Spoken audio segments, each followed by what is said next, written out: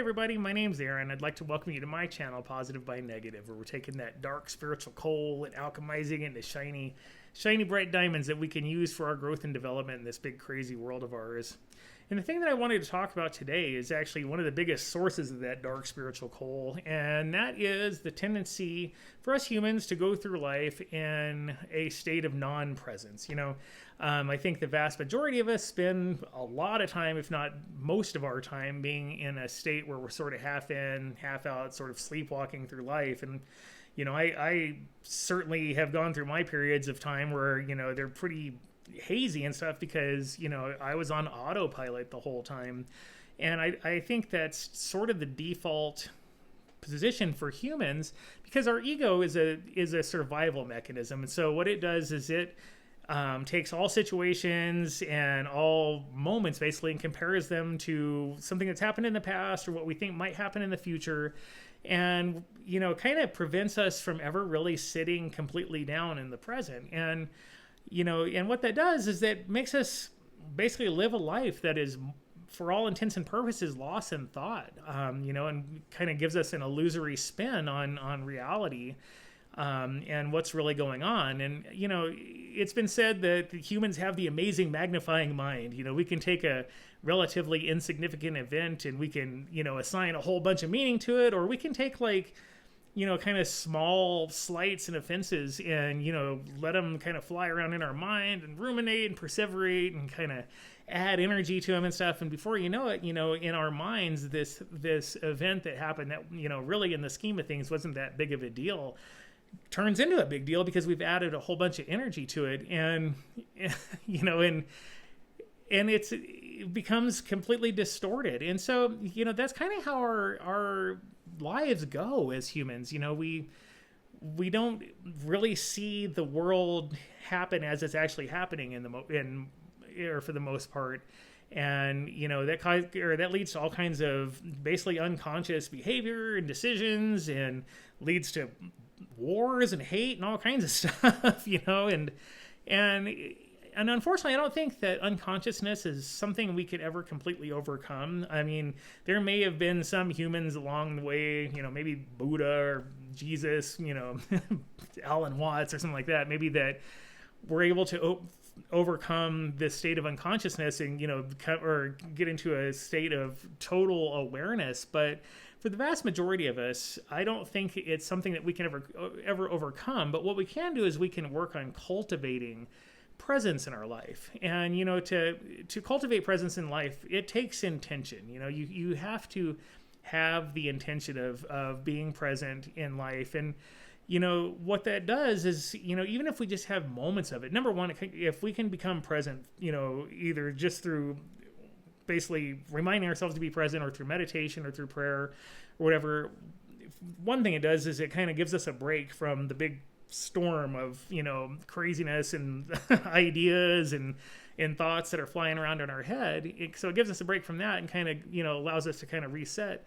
What it also does is if we can, in any event, good or bad, if we can bring ourselves to a place where we're present in that moment, it allows us to see that moment unfold objectively as it really is without assigning a label of good or bad or any other, thing that our mind cares to assign to that. If we can just see life as it's actually happening, it kind of takes the illusion out of things, and it's sort of like a sobering up moment for us. Our ego is a survival mechanism, and so it's constantly dragging us through life, and it's always comparing things to things that have happened in the past or what might happen in the future and stuff. And it's basically like not living in the now at all. It's like being off in La La Land somewhere. And so I like to think of presence as sort of sobering up for the ego and taking a look around and, saying, okay, this is what's really happening. And so,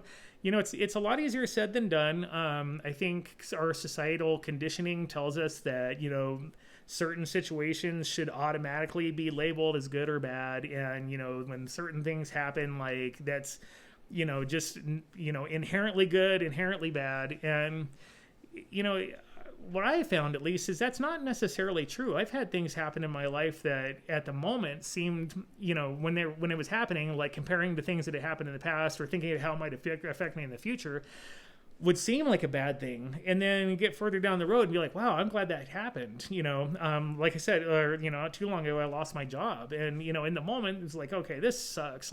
But I hesitated to call it bad, because really what it's done is give me a lot more time to work on my spiritual side, work with or hang out with my family more and stuff. And so, losing a job is one of those things that society tells us is bad. But, when we are able to look at it through the lens of presence and objectivity, there's good things that can come from it. So, I think what presence does is allows us to experience and really enjoy life no matter what's happening. Even the stuff that isn't so great, if we're present with it, we can say, okay, this is happening.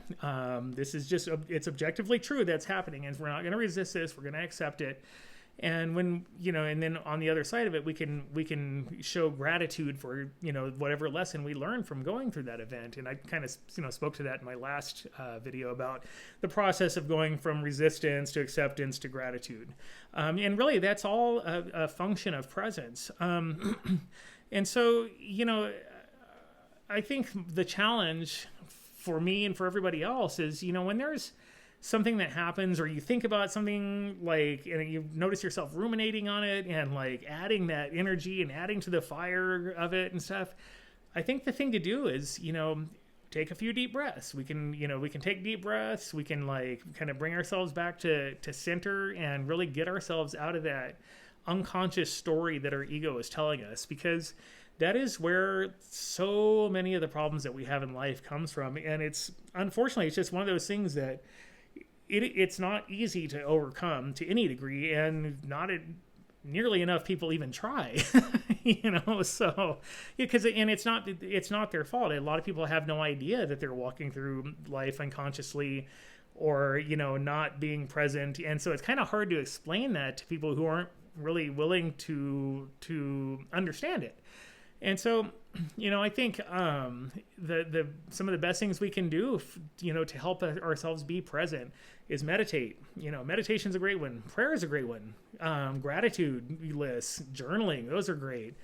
Sitting in nature, getting away from, the hustle and bustle of daily life, and kind of listening to the wind blow through the trees and, looking at the flowers and stuff like that. Kind of getting ourselves out of our normal day-to-day routine can bring us to presence. More extreme, things that can bring us to presence are like thrill seeking. Skydiving, makes people incredibly present. Because there's an element of danger there. I'm a scuba diver. When I'm diving, I'm not thinking about bills. I'm not thinking about having to mow the yard and stuff like that. I'm really focused and alert to what's going on in that moment. And I think everybody has those things that in our lives that, individually, kind of make us a little more present, at least for a moment. But, I think the trick is to recognize, or to learn how to recognize in our daily lives when we're acting out of a state of unconsciousness and we're not being present, and we're making, problems bigger than they really are in our, by using the amazing magnifying mind. And, when we're not seeing life as it really is, because we're seeing it through the lens of, well, this is what happened when it happened last time, or this is what might happen in the future because of this, instead of just sitting all the way down in the moment and experiencing whatever's going on, from an objective platform. And so, I think the best challenge for me, and to you as well, is to find ways and find motivation to be present in life. And so I think if we can, recognize when we're doing things out of unconsciousness and we're, maybe not present, do those things to kind of bring us back to center and to, kind of take the piss out of what's ever happening, because that's really kind of what it does. It really kind of diffuses that energy, of good or bad, or whatever out of situations and brings them back down to their real size. So anyway, that's all I have for today. If you resonated with this video, awesome. I'd love a like or a subscribe. If not, no worries. We can always be friends in some other facet of life. I'm just glad that I can be here. Very happy to share, my thoughts with you. And I hope everybody has a happy 24. Thanks.